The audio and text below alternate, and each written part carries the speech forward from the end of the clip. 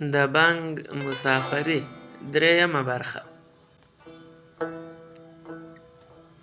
سهار وختي بیا د مزدورانو منډۍ ته ورغی. په هغه خپل پروني اشنا پسې ګرځي. کله وایي چې اوس لا بیخي وختي دی، هغه به هم کلیو ته تللی وي او ناوخته به راسي. کله وایي چې هغه به پر هغه خپل پروني کار باندې پاته سوی وي او د مزدورانو منډۍ ته به د سره رانیسي. په همدې تردید او تشویش کې و چې سترګې په هغه ونښتلې او هغه یې سوکه تر لاس ونیو. زه خو په تا پسې ګرځېدم، موږ خو پرون ښه کار منده کړ. ته به د کار د موندلو دپاره لاس و پښې وهې.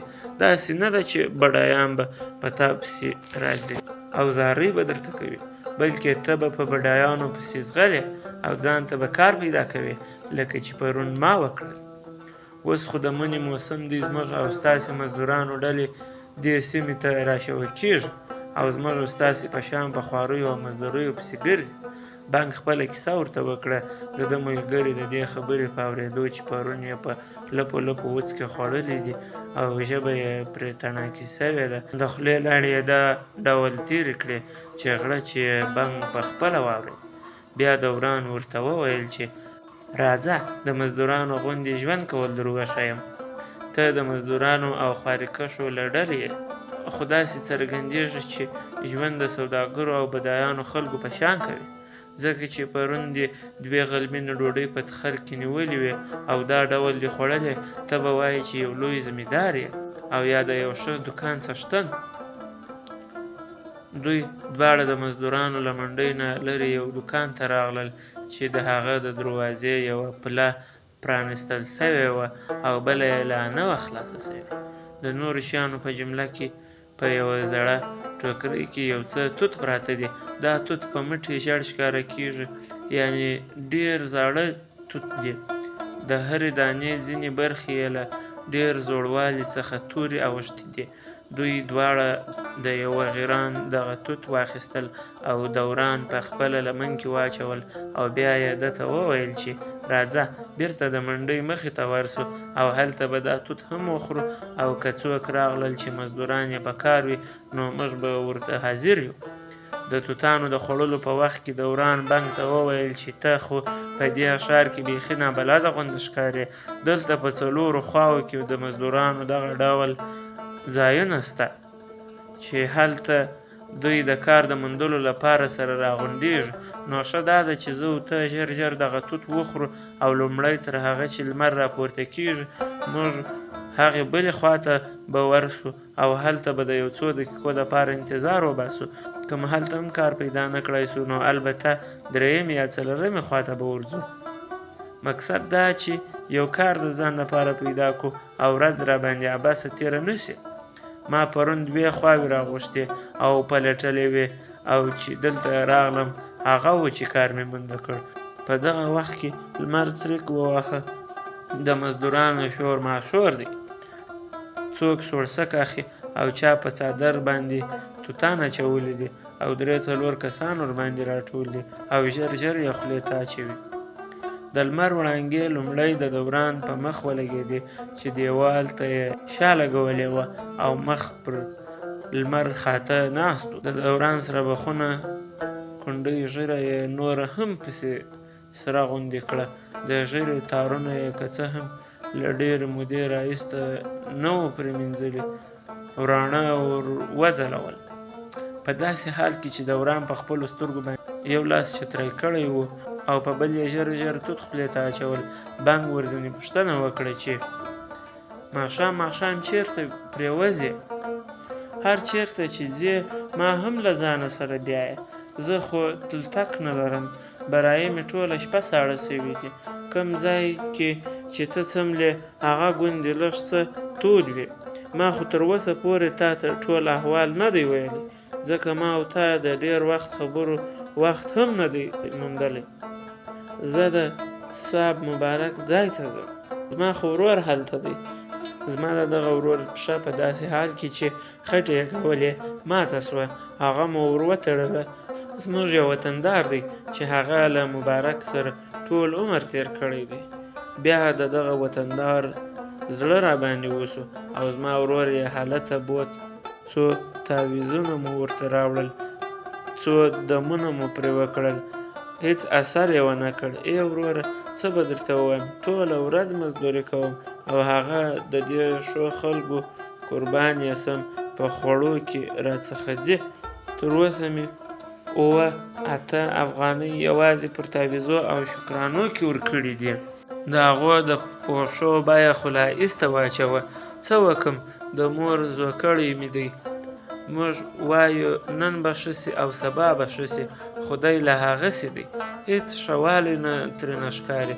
صاحب مبارک تل دم باندې کوي، ګوندې یو وخت ښه سي. نو هلته زه تا نه سم بیولی، ځکه چې د صاحب مبارک ناظران او خلیفګان دغسې بنۍ والا خلک ښه نه خوښوي او وایي چې دوی حجرې له سپوږو ډکوي.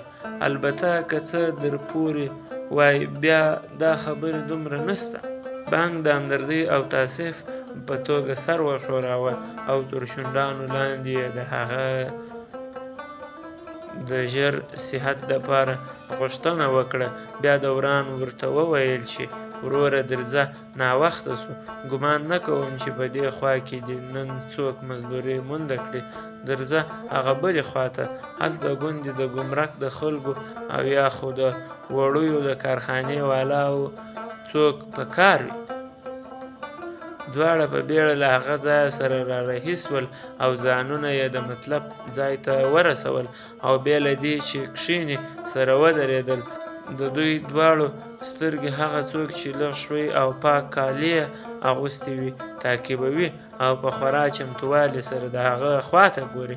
هر هغه ډول سړی چې د دوی خواته را درومي، که څه هم بلې خواته نه تېرېږي، دوی او نور مزدوران په یوه پلا د هغه خواته هڅه ور وکړي او د ټولو سترګې د هغه سړي په سترګو او تندي کې یې ښخې وي.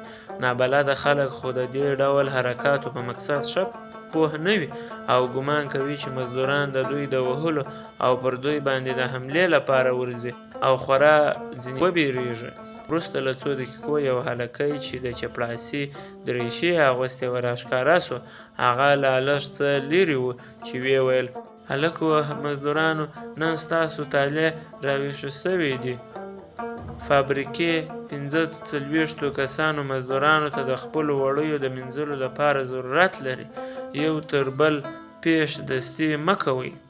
تاسو ټول دې ایله 40 که یاست درځئ. چې ټول بوزم. یوه غږ کړ چې هلکه د فابریکې مزدوري څو ده، اوس یې له راسره خلاصه کړه.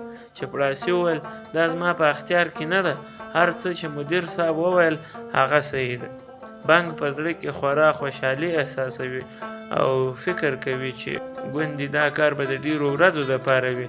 د خپله دا هیله دوران ته هم وویله چې هغه هم تایید کړه. دوران ورته وویل: وړم کال موږ تقریبا 2 میاشتې بشپړې هم په دغه فابریکه کې کار وکړ او هر یوه ته ښه مزدوري ور ولوېده. ما خو چندانې څه نه ترې وایستلی سوای، ځکه چې زما خرڅ ډېر و. هره ورځ مې غلمینه ډوډۍ او پیاز سره خوړل. نو که رښتیا درته ووایم، کله کله مې چای هم څښلی دی. وروره، خو انسانان یو ستړي سو. تا ته به نه وي معلومه چې یو تریخ چای په یو بشپړه 25 پولۍ ورکوي. هغه وخت مزدوري هم دومره نه وه لوړه، خو بیا ډوډۍ هم دومره ګرانه نه وه. سږ کال مزدوري ښه ده، خو ډوډۍ او رخت ډېر لوړ دی. خدای مو دې پرده وکړي. ته درځه، هر څه به خدای اسانه کوي. د مزدورانو ټوله ډله د فابریکې په وره کې ودرېدله. چپړاسي ورته وویل چې اوس به زه مدیر صاحب ته رپوټ ورکړم، هغه به میرزا راولېږي چې ستاسې نومونه ولیکي. څو دقیقې وروسته میرزا راغی او د ټولو نومونه او د اصلي ټاټوبي پته یې ولیکله. او بیا میرزا په لوړ غږ وویل: ستاسې د ورځې مزدوري به 6 افغانۍ وي. پیاده باش راغی او ټول یې د فابریکې د انګړ خواته رهي کړل. د فابریکې د انګړ په منځ کې یو لوی حوض دی، په هغه کې نور خلک هم وړۍ مینځي او د حوض شاوخوا ته یې د وچېدو دپاره اچوي. بنګ او دوران دواړه د نورو مزدورانو په ډله کې د وړیو په مینځلو پیل وکړ.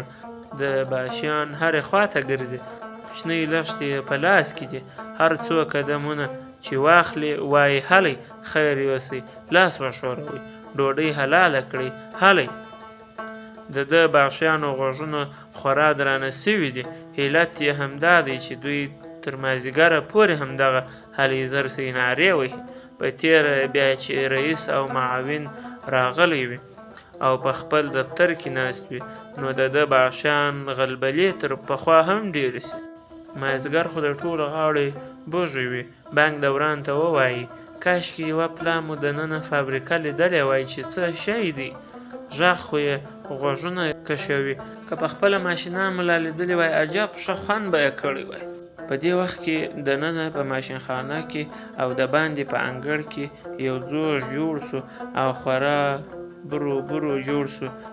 یوه د باشي پر بانک غږ کړل وروره کار دې کوه، لږ څه لاس وښوروه، نه وینې چې معاون صاحب راغی، د خدای روی ته وګورئ، لږ څه ژر لاسونه وښوروئ، خوشي به مو برباد کړئ. بانک چې سر راپورته کړ ګوري چې ډله خلک په یوه سړي پسې دي، د مخه چې ځي خورا غټ او چاغ سړی دی، نس یې ښه ډېر د ده د مخه ځي، پنډ بینټ یې لاس کې دی، که څه هم هېڅ یخ نسته بیا هم د ده خورا ښه ډېر وړین کالي اغوستي دي. د ده یوه خورا ښه د کرکول خولۍ پر سر ده. ځینې خلک په ده پسې مستقیما تر شا ځي، ځینې په اړخو، خو لږ څه تر شا ورسره درومي. د وړیو مینځلو د اوز سیمې ته چې راغی نو یوه ګړۍ یې پښه ونیوله او یو عمومي نظر یې په کارګرانو واچاوه او بیا په خپله ورټیټ شو او یوه ټوټه پرې مینځلې سوې وړۍ یې چې د وچېدو دپاره یې اچولې وې له ځمکې څخه راواخیستله او هغه یې کلوشته کړه او بیا یې سترګه ورنږدې کړه. که څه هم پاکې معلومیږي خو بیا هم چې سړی په ځیر ورته وګوري نو لږ څه خیرنې دي. د بخشیانو ته امر ورکړ چې په مزدورانو یې ښې مینځي او بل باید په دې مزدورانو کې چڼ وسي. هغه چې ښه کار کوي هغه باید د تل لپاره دلته کار وکړي او هغه چې لټان دي او یا کمزوري دي هغه باید پرې نه ښودل سي چې دلته خپله ورځ تاوان کړي. یوه مامور چې ژر یې ساه شړله وویل بلې صاحب موږ همدا ډول ترتیب نیولی دی. بلې صاحب دې په سرو وهه چیرې دې همدا ډول ترتیب نیولی دی؟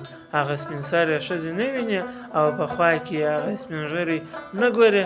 شل پلا مې درته ویلي دي چې دا خو خیراتخانه نه ده، فابریکه ده، دلته باید ډېر ښه کارکوونکي راسي چې کار وکړي، نه دا چې سپین سرې او سپین ږیرې او چل وشوټ راولي او د فابریکې پیسې ورکوي. نه ګورې چې فابریکه نظر د نورو مؤسساتو ګټو ته په نقص کې ده. هر څوک خپلو شریکانو ته تر 30-40 په سل کې کمه ګټه ورکوي، خو موږ چې ډېر مړونه سو نو تر 22 په سلو کې اضافه نسو ګټلی. بلې صاحب تاسې ښه وایاست، ستاسې خبره سره زر ده، تاسې مور پلار یاست، دا هغه سپین سرې ښځې دي چې څو ورځې د مخه مو ځواب ورکړ خو د فابریکې د مخه یې بغارې او چغارې ویلې او نږدې و چې د فابریکې ټول کارګران راته بدوړده کړي. نو بیا حاجي صاحب امر وکړ چې په کار کې یې واخلي او ژر یې د نورو کارکوونکو له سترګو نهانې کړي. تر اوسه پورې په کار اخته دي، زموږ په دې کښې څه قصور نسته. د غړمب وهل او بې له دې چې نور څه ووایي مخامخ د ماشینانو خونو ته ورننوت او هلته په ماشینانو وګرځېد. د ماشینانو د هرې برخې باشي د ماشین په خصوص کې هر څه کې څه ورته وایي. د ماشینانو د ټکهار په اثر هره پلا باشي د ده په غوږ کې په زوره خبرې کوي. دا دوره یې په 1 ساعت کې وکړه او بیا د باندې راووت. په دې وخت کې 2-3 کسو کارکوونکو چې جامې یې ټولې په تیلو غوړې وې او جامې یې لا څه چې خولې یې د ډېرو غوړوالي له لاسې تکې تورې اوښتې وې یو خط د معاون صاحب په لاس کې کښېښود. معاون صاحب چې خط ته وکتل هغه یې په لاس کې ومروړ او د یو کارګر په مخ یې ور وغورځاوه او په تریو تندي یې له ځانه سره وویل: ځئ ورک سئ، خدای مو خوار که، والله چې ټوله نړۍ مړه او پټه سي که تاسې کارګرانو خو ماړه سئ. هره ورځ ستاسې یو جنجال وي، کله تنخوا ډېره غواړئ او کله بیا درېشي غواړئ. سړی مو په کومه خوا پسې ورسېږي، دغو نه د فابریکې عایدات نه وي لکه چې پر تاسې باندې چې خرڅوي. ورک سئ، خپل کار کوئ. د ریاست مقام دا خبرې او چټیات نسي اورېدلی. که چیرې موږ په خپله دا لازمه وګڼله، البته ستاسې د درېشیو په باره کې به غور وسي. د وړیو مینځلو حوض ته چې رانږدې سو، بیا یې یوه مامور ته مخ راواړاوه او په یو معتدل غږ یې ورته وویل: څرنګه چې ما درته وویل هغسې وکئ. د کار خلک پرېږدئ او دا نورو ته چې خپله مزدوري نسي ګټلی په یوه داسې ترتیب سره ځواب ورکړئ چې دا نور مزدوران پرې پوهه نسي. تا چې دا دومره غټه خولۍ پر سر کړې ده او دا ناپوه خلک تر ځان نسي تېرولی، نو ستا کمال څه دی؟ یا وروره، علت یې معلوم دی. که فابریکه ستا وای او یا دې یوه برخه پکې درلودی، نو هله به تا لیدلی وای چې په څه ډول دې دغه مات او ګوډ مزدوران ځینې شړلی. اوس خو دې دومره زړه نه سوځي ځکه چې وایې زما یې په څه.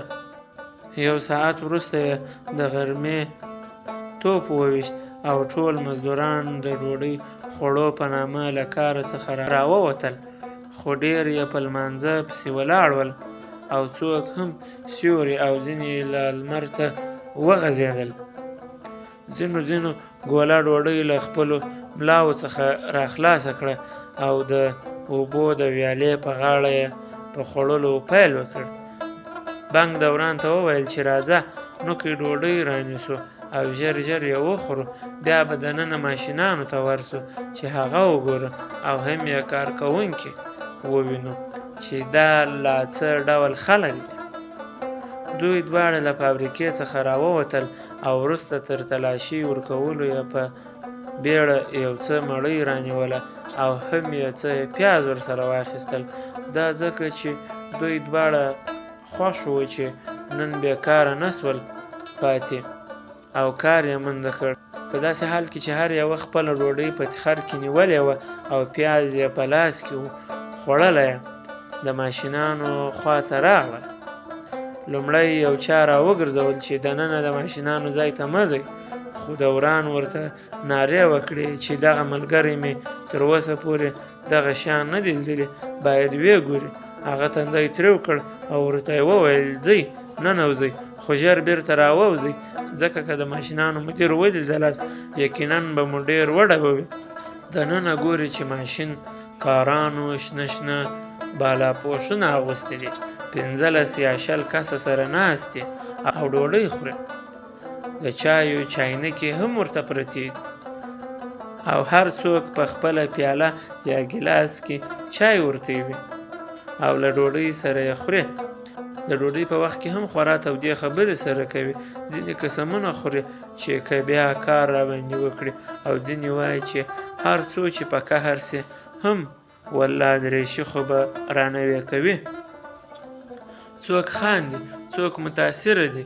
یوه کارګر غږ کړه: او دا بنۍ والا سرایان چا دلته راپرېښي دي؟ یوه بل بنګ ته وویل: او سرای ته ماشینکار کېږه، راسه شاګرد دې کړم، په لږه موده کې به ښه ماشینکار سي. یوه باښۍ پر غږ کړه: وځئ او سرایانو، کوم شی به ورک سي او بیا به یې په غم کې پاته یاست. بنګ ته د کارکوونکو دې ژوند خورا خوند ورکړ. په تېره بیاده پسې ټول سره ایښي، هېڅوک ارام او لټ یا غیر مربوط نه برېښي. هر څوک یو څه وایي او هر څوک یو څه کوي. دا ډول نه دی لکه نور مزدوران یا بزګران چې یو بل سره نږدې نه برېښي. دوی دواړه په منډه له هغه ځایه راووتل او هغه ځای ته بیرته راغلل چې هلته دوی ناست وو او وړۍ یې مینځلې. بنګ د دې ماشینانو او ماشینکارانو په لیدو خورا خوښ سوی و او له ډېرې خوشحالۍ نه یې زړه غورځېده. ویې ویل: دوران وروره والله دا خو عجب شیان او عجب خلک وو، لکه چې خورا زورور هم وي، ځکه چې په وازه خوله یې د فابریکې څښتن ته څه کجاوې نه ویلې. والله که زه ماشینکار وی چې خپل ماشین خو مې داسې ساتلی لکه د لاندې مږ. په دې وخت کې یو د باشي بنګ او دوران ته غږ کړل چې ولاړ سئ، د فابریکې پر خوله کې وړۍ تلل کېږي، هلته په ټول کې کومک وکړئ. دوی دواړه اوچته راولاړ سول. په تېره بنګ خو په دې خوښ سو چې د ناستې له کاره څخه یې د ولاړې په کار اچوي. خورا لویه تله ولاړه ده او وړۍ په تللی کېږي. د وړیو څښتنانو تلې ته خورا نږدې ولاړ دي، کله د تلې یوې خواته وګوري او کله بیا بلې خواته او بیا پورته شاهین ته ګوري. خو که هر څومره نارې کړي چې دا ټول صحیح نه دی او ترازو باید په ځای ودرول سي، څوک غوږ نه په باسي. ټولګر خورا پوچخولی سړی دی او بې له کوم دلیل او ضرورته په قسمو پیل وکړي چې ده هیڅکله په ترازو کې څوک نه دی دروهلی، په دې چې پلار یې د لویو لویو سوداګرو د وړیو ترازو داري کوله خورا افتخار کوي. هر پونده خورا ښه پیژني چې مازې د پلار نوم ور واخلي، دی د نیکه کړه هم ورته بیان کړي. سره له دې پوچې خولې بیا هم د پونداو زړه ته تیر دی او وروسته له هغه چې د یوه سړي وړۍ وروتلې نو هغه بیا یو شی ورکړي. ده د دې شي د ورکولو نوم رواج ایښی و. مثلا که چا لږ سستي وکړه او یا د هغه له بنۍ څخه معلومه کړه چې څه نه ورکوي او یا یې په راتلونکي وخت کې نه ورته راوړي، نو دی ښه جدي غوندې ورته ووایي کاکو زموږ رواج دی لکه چې تر ګوتو نه راتېرېږي. که چا رواج ورنه کړ هغه سړی یې تر ډېره وخته پورې نه هېرېږي او که ډېره موده وروسته بیا ورته راسي هم دی ورته ووایي ومې پېژندې هغه ځوانې چې زما رواج دی نه و راکړی. البته د داسې خلکو وړۍ په دقت تلي او کله کله خو یې او ځینې ورګونه خلاص کړي او ټک یې وهي او بیا د تلې منځ ته ور وغورځوي. بنګ په خورا جدت خپله غېږ په ورګو ډکه کړې او یوې خواته یې وغورځوي. دی دا کار د خاطره نه کوي بلکې شوق یې سوی او پر هغه باندې خوند اخلي. یو وار ترازودار ورته ووایي پر مټو دې برکت څه، کار دغسې وي لکه دغه هلک چې کوي، مزدوري چې هغه دې روزي څه. دا نور لټان باید و دغه هلک ته وګوري او د کار کولو طرز له ده څخه زده کړي. یاره که زما واک وای نو ما خو به ستا مزدوري یو په 2000 کړې وای، خو څه وکړو په دې ملک کې څوک زحمت او ښه کار ته په درنه سترګه نه ګوري، تا ته خو به یې هرومرو څه انعام درکولی. هله خیر یوسې تاسې هم دغه رازمت وکړئ لکه دغه هلکۍ چې کوي. په دې حال کې د مزدورانو عمومي نګران تېرېږي او د وړیو ترازودار پر غږ کړه صاحبه که یو څه عرض درته وکړم په قهر کېږي خو به نه. که فابریکې دغه ډول لکه دغه بنګ ته اشاره لکه دغه ځوانان یو لس کسه منډه کړل د دې فابریکې کاروبار به خورا ښه سر ونیسي او د کارونو ډېرې ته پاتې کېدو هیڅ شکایت به پاتې نشي.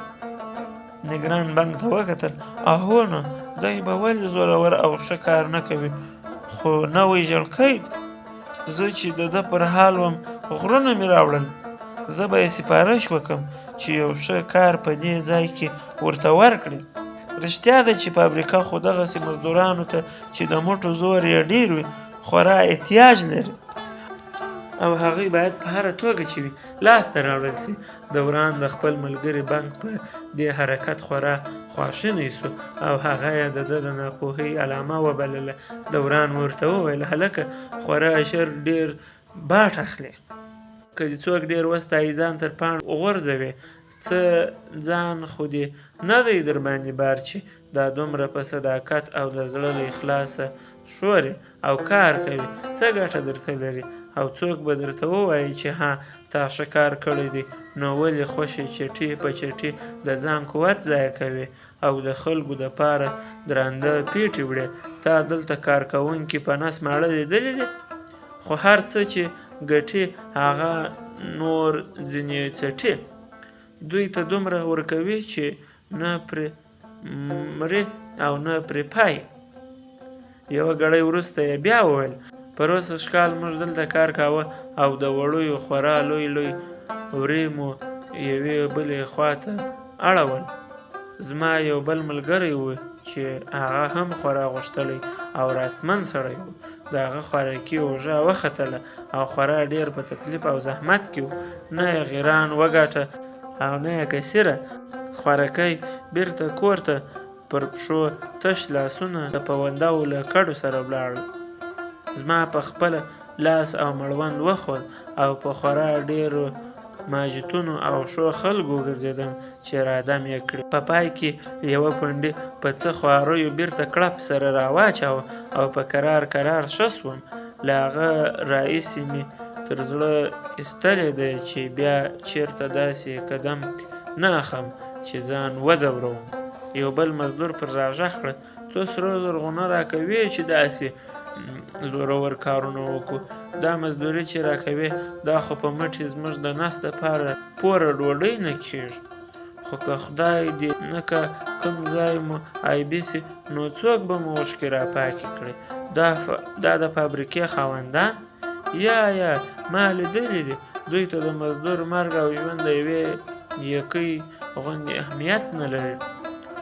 خو که دوی ته لږ څه تاوان ور واوښت نو غلبلې یې تر اسمانه تېرېږي.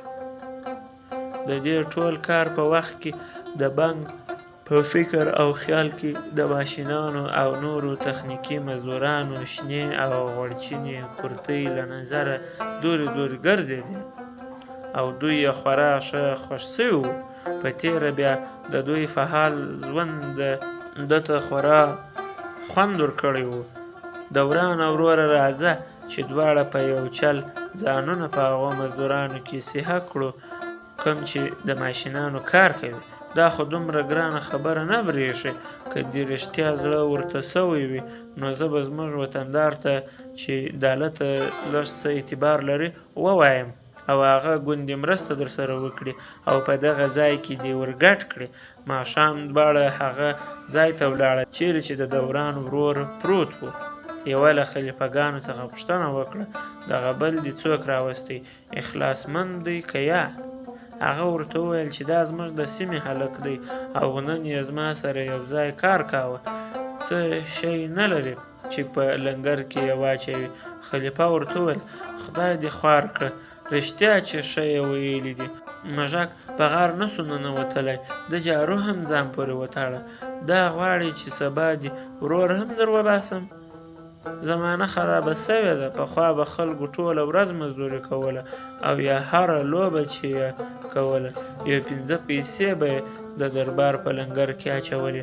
اوس خلک داسې سپین سترګې سوي دي چې د مبارک دربار او جیب ته ګیلا سترګې نیولې دي او غواړي چې له هغه څخه ګټه واخلي. توبه توبه خدایه. یوه بل ملنګ نما سړي ورته راغږ کړه صاحبه ته ښه وایې او زمانه بیخي اوښتې ده. پخوا به د پیر و فقیر قدر و، هر چا به په درنه سترګه راته کتل. دا زما له زبانه کوه چې دلته د مبارک په دربار کې د یوې غوایي حلالېدل او خورا ډېر خلک به د حلقې لپاره راغونډېدل. چای به مو په دیګو کې ایښولې، په وریجو او غوښو به سپي لا ماړه وو.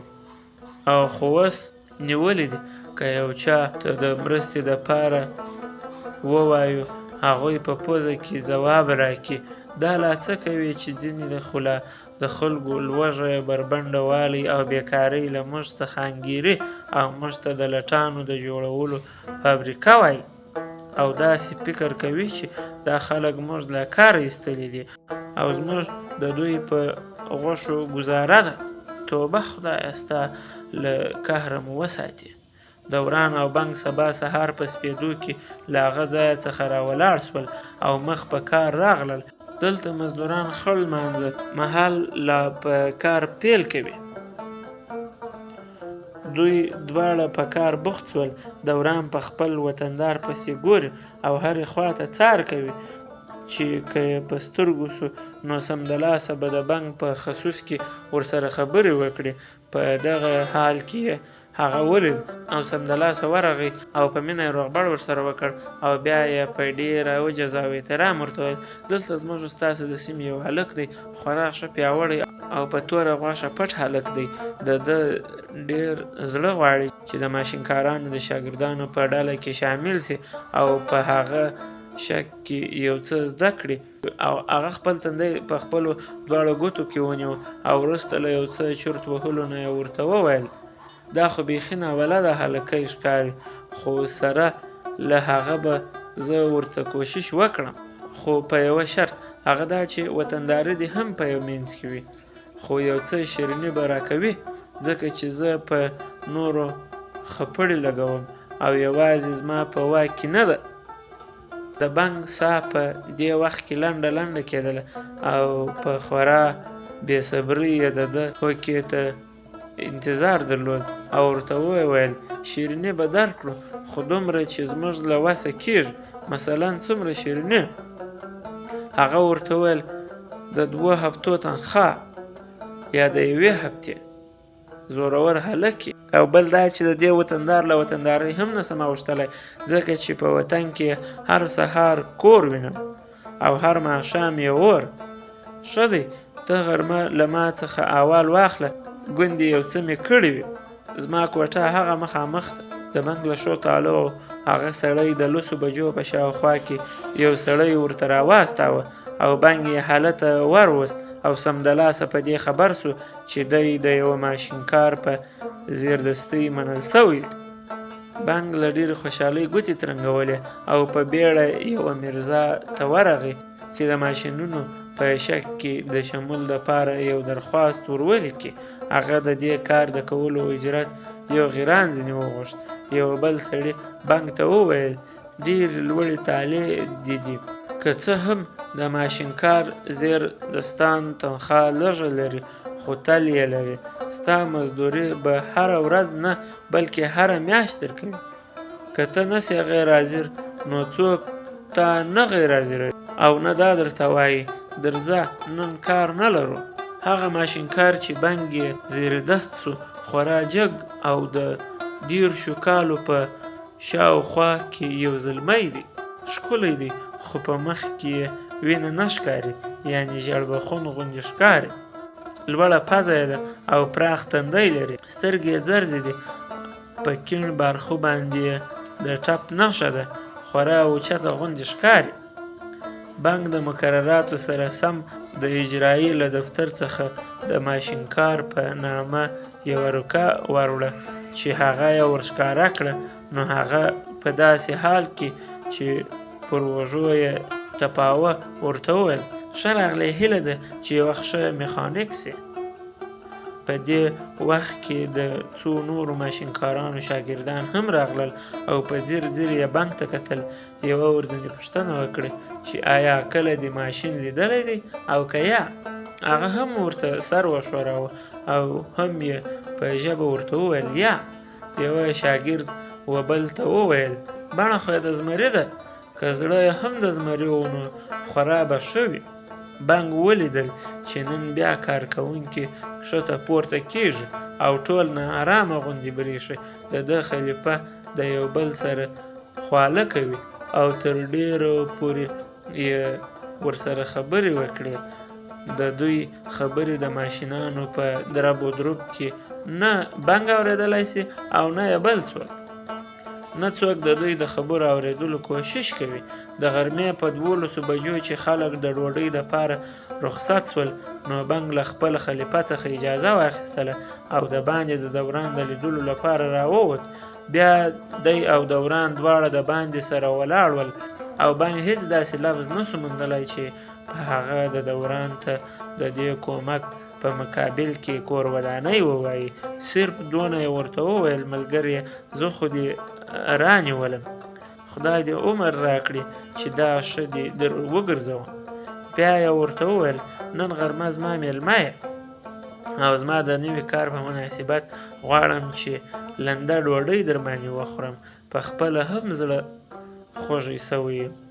له هغې ورځې چې له کاڼي څخه رابیل سوی یم بیا مې لنده ډوډۍ نه ده خوړلې. نن هر څه راسره ښایي. دوی دواړه راغلل او په یوه سماوار راننوتل. سماوار چې د دوی بڼې ته وکتل نو یې ورته وویل که څه هم شکر دی ټول سره پښتانه یو، خو دلته هیڅکله داسې کسان چې سوداګر او ماړه وي نه راځي او تل دلته خواران او مزدوران راځي. دا زموږ قاعده ده چې له هر چا څخه یو څه پیسې پیشکي اخلو. نو ښه دی چې تاسې هم یو څه پیسې پیشکي راکړئ او هر شی چې مو وخوړ په هغه کې به یې در مجرا کړم. بنګ له واره د 100 افغانیو نوټ ورکړ او بیا ورغلل. په یو کونج کې دواړه په پلتۍ کښېناستل. دوی د چاینکي غوښه راوغوښتله او هم یې غلمینه ډوډۍ ورسره وخوړله او په خورا بیړه او شوق خپلو کارو ته بیرته راغلل. د ده خلیفه دلته له خپلو نورو ملګرو سره انډوالي لري او وروسته تر ډوډۍ د تازه تنفس کولو دپاره د باندې وتلی و. بنګ په بیړه له یوه بل شاګرد څخه د ده د نوم پوښتنه وکړه. هغه ورته وویل میرجان نومیږي، خورا تکړه سړی دی، په خپل کار کې پوه دی او ډېر خواري کش هم دی، زړهسوی هم ډېر لري، له هر کارکوونکي سره ولا سترګې لویږي. بنګ بیا بشپړې میاشتې په همدغه ځای کې تېرې کړلې.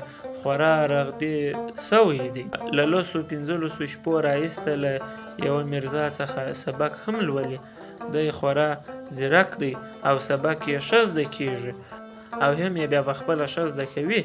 کم وخت چې د ماشین له پاکو او څخه بېغمه سي نو سمدلاسه بې له دې چې وخت په زغولو ویلو او خوښې خبرو تیر کړي په خپل کتاب بوخت وي. خلیفه خورا ځینې راضي دی او تل نګران ته وایي چې د دې هلک تنخوا دې ور ډېره کړله شي او هم ځکه چې د ښه استعداد څښتن دی د سبق ویلو موقع ورکړله شي. بنګ اوس د دې په ځای چې په ماجتونو کې بیده سي او یا لیرې کلیو ته ولاړ سي له نورو څو تنو شاګردانو سره په یره سرای کې کوټه نیولې ده چې د میاشتې 15 افغانۍ ده ته د هغه د کرایې له درکه وروځي. د ده ژوند تر پخوا ډېر مرتب سوی دی. عزم یې خورا ټینګ سوی دی. دی په خپل ځان بدل سوی غوندې احساسوي او هم یې روحیات خورا لوړ سوي دي. ته په دې تقریبا 2 میاشتو کار کې د یوې ورځې تنخوا بایلودله. له دې قبله چې د یوې ورځې تنخوا ناحقه له لاسه ایستلې ده. دوران د همدردۍ د ښکاره کولو لپاره ده ته یو سست غوندې منت هم وکړ او ورته یې وویل چې موږ تاسې خو غریب خلک یو، باید له خپلې کمبلې سره پښې وغځوو. ته باید هیڅ وخت غیر حاضر نسې او تل خپل کار ته درومې. د ښار ژوند خو پیچلی غوندې دی، ډېر احتیاط پکار دی. په تېره بیا ستا غوندې زلمیان خو باید په ډېر احتیاط قدم کښېږدي، که نه وي هر څه چې دې ګټلي وي ټول به په یوه پلا درڅخه لاړې شي. بنګ له دې نه چې د ده په زیان یې زړه خوږېږي ده ته یې کور ودانۍ ووایه او هغه یې د ښه نیکمرغه ملګري یو ښه نښه وګڼله او بیا یې په ډېر خوږه او د ملګري په لهجه ورته وویل وروره تا نه دي اورېدلي چې د جهان غم نه غم دی. دا د یوې ورځې تنخوا خو مې ځکه بایلودله چې کارګرانو د خپلو کالو دپاره عریضه کړې وه چې دوی ته د فابریکې د څښتن لخوا د ژمي کالي ورکړل سي، خو څښتن دا خبره ښه نه ومنله او هغه یې له خپلې ګټې او خپل اصول سره مخالفه وګڼله.